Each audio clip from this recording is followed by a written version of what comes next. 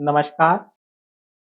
मराठा विद्या प्रसारक समाज संस्था द्वारा संचालित KRT arts, BH commerce and AM science अर्थात के प्रीतम कॉलेज नासिक, विभाग हिंदी, कक्षा SYBA, जिसके अंतर्गत हम आधुनिक हिंदी, व्यंग्य साहित्य तथा व्यवहारिक हिंदी प्रश्न पत्र देख रहे हैं। सुभाष काबरा द्वारा लिखित शोले इस कहानी का भाग 2 आज हम देखने वाले हैं। वह इस प्रकार।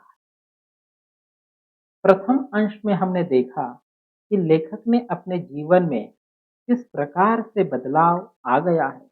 अधेड़ उम्र यानी 50 के आसपास का पुरुष माँ बाप की सुने या अपने बच्चों की, इस हालात में हमने देखा कि किस प्रकार से उनके साथ बर्ताव होता है या हो रहा है।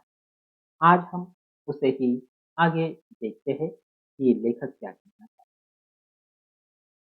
है। सब अपने हैं तो आदर की उम्मीद नहीं होती, लेकिन कदम कदम पर अनादर भी तो इंसान को तोड़ देता है। माँ बापूजी फिर पुकार लगाते हैं तो पुरुष फिर से हिसाब लगाने बैठ जाता है। ये अचानक वाला खर्च किससे मांगू, कहाँ जाऊँ, कितना कमाया उम्र भर, लेकिन इस मोड़ पर आकर कम क्यों लग रहा है।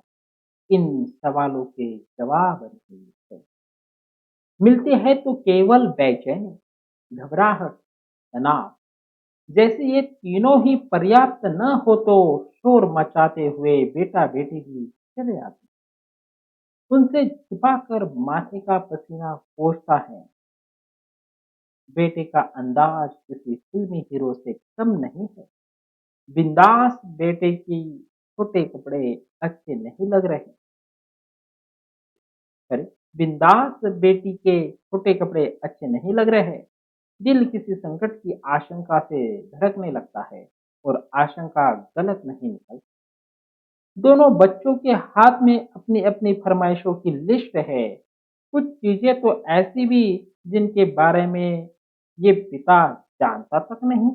ये फरमाइश नहीं है, इसे आदेश ही मानना पड़ेगा, क्योंकि बच्चों के पीठ पीछे कमर पर हाथ रखकर बच्चों की माँ खड़ी है और बच्चों का ये बाप अच्छी तरह जानता है कि बात न मानने पर ये औरत मेरे माता पिता को बाहर का रास्ता भी दिखा और मेरा इस घर के भीतर रहना मुश्किल भी कर सकती है।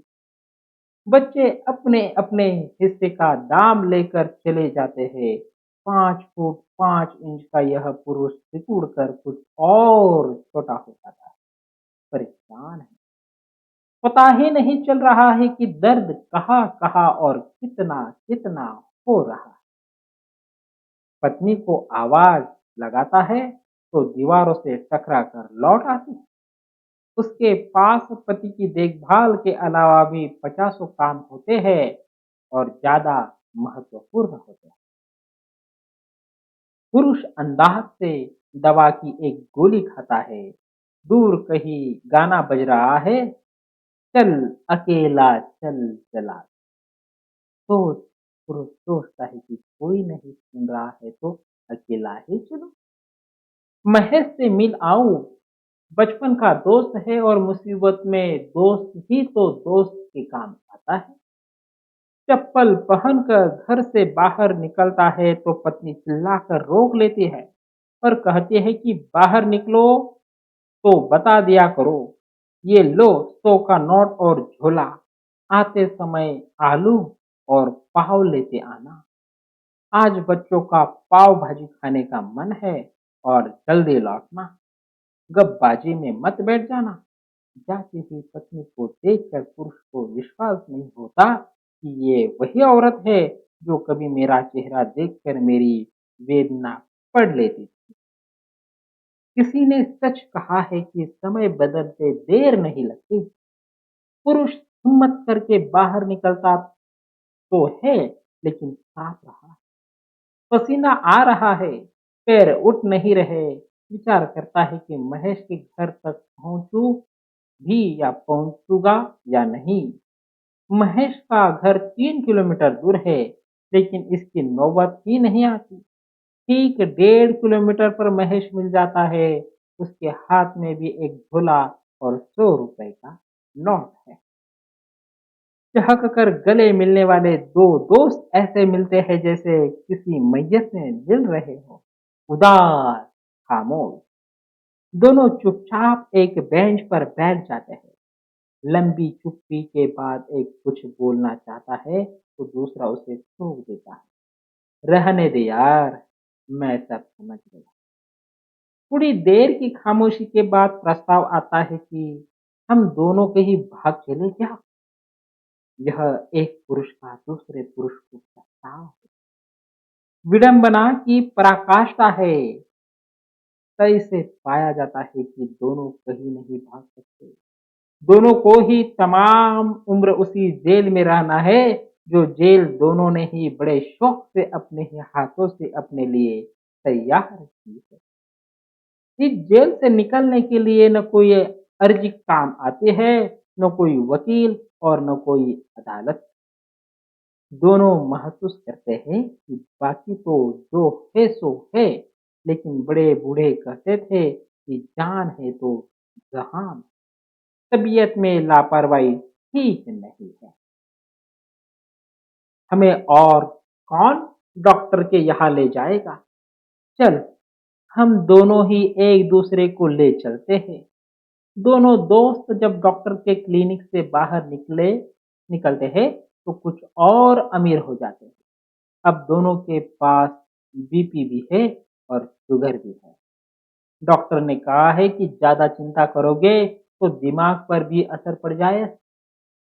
दोनों सोचते हैं कि ये दिमाग नाम की चीज नहीं होती तो कितना अच्छा होता। कोई हमारे बारे में नहीं सोचता, हम भी सबके बारे में सोचने से बच जाते। डॉक्टर की फीस और दवा में दोनों की जेब से कुछ नोट निकल जाते हैं। जो नोट नहीं, कुछ सपने थे जो टूट गए। एक पूछता है कि और बता, नीता की शादी की बात कहीं चली क्या। दूसरा कहता है कि रोज चलती है फिर किसी न किसी बात पर रुक जाती है। कोई लड़का नीता को पसंद नहीं आता तो नीता किसी लड़के को पसंद नहीं आती। आजकल के बच्चों की सोच को समझना बड़ा ही मुश्किल है। पहले कैसे परिवारों में सहजता से संबंध हो जाते थे, अब तो संबंध बनाना भी कठिन हो गया है। बात ठीक कठिन तो अब दोनों ही काम हो गए हैं। नए संबंध बनाना और पुराने संबंध निभाना। दोनों को याद आता है कि कैसे बाबूजी ने उस दोनों की शादी के समय किसी अच्छे परिवार की चर्चा की थी। बात चली और महीने भर में तो रिश्ता तय हो गया था। तब अच्छे परिवारों पर जोर होता था कि परिवार अच्छा होगा तो लड़का लड़की को संस्कारी होंगे ही, एक दूसरे को निभा ले जाएंगे। अब तो दृष्टि ही बदल गई है। बड़ी बुद्धिमानी से एक दूसरे को जांच परख कर बच्चे शादी करते हैं और जिस बुद्धिमानी से जुड़ते हैं उसी से अलग भी हो जाते हैं। शादी की रस्म भी कई बार मजाक नजर आती है। स्कूल के साथी जब मिलते हैं तो समय का ध्यान ही नहीं रहता। लेकिन इन दो दोस्तों का समय भी अब इन दोनों का कहाँ रहा। घंटा घर की घड़ी ने 8 बजाए तो दोनों को ध्यान आया कि बेकरी बंद हो जाएगी। अभी पाव भी लेने हैं।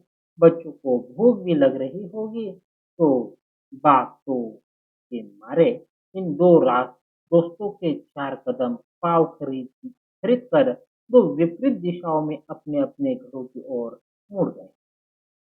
वे पैर जिन्होंने सदा साथ चलने की कस्में खाई थी, एक स्वस्थ और मस्त घरोंदा बनाने की कल्पना की थी।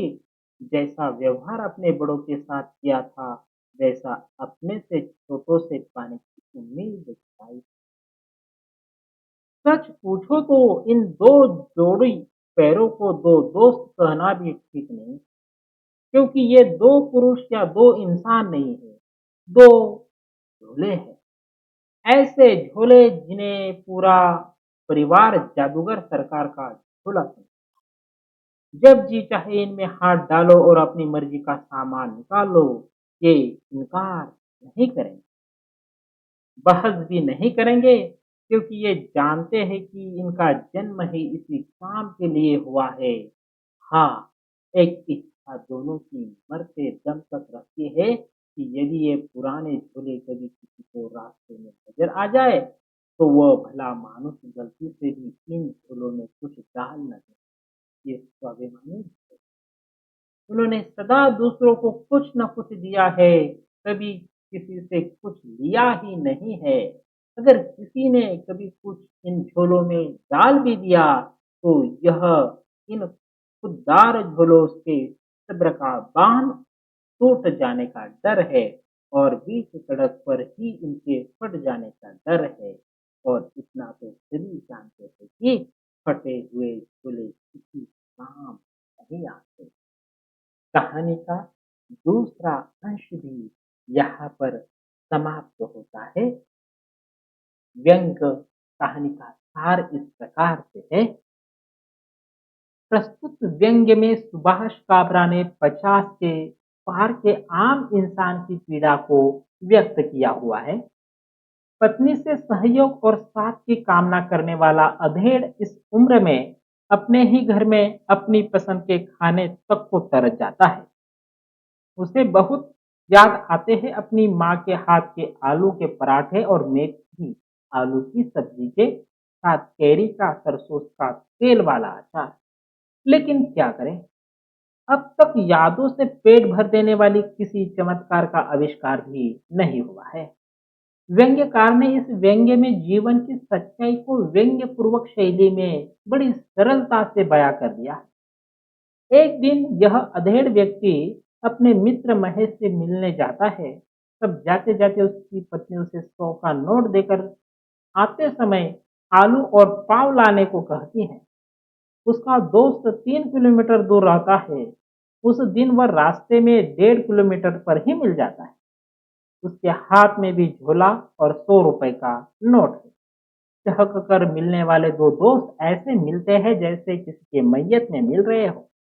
दोनों दोस्त सोचते हैं कि उन्हें तमाम उम्र उसी जेल में रहना है, जो जेल उन्होंने स्वयं अपने हाथों से ही बनाई हुई है। इस जेल से निकलने के लिए न कोई अर्जी काम आती है, न कोई वकील, न कोई अदालत। इस व्यंग्य में जीवन के 50 वर्ष के बाद की कठिनाइयों को व्यंग्य के माध्यम से व्यंग्यकार ने बहुत ही चुटीले अंदाज में प्रस्तुत किया है, जिसको पढ़कर हंसी के आवेग को रोक पाना भी कठिन हो जाता है। इस प्रकार से एक सुंदर कहानी, व्यंग्य कहानी सुभाष काबरा द्वारा लिखित झूले, यहाँ पर कहानी का दूसरा हिस्सा भाग भी समाप्त हो जाता है। धन्यवाद।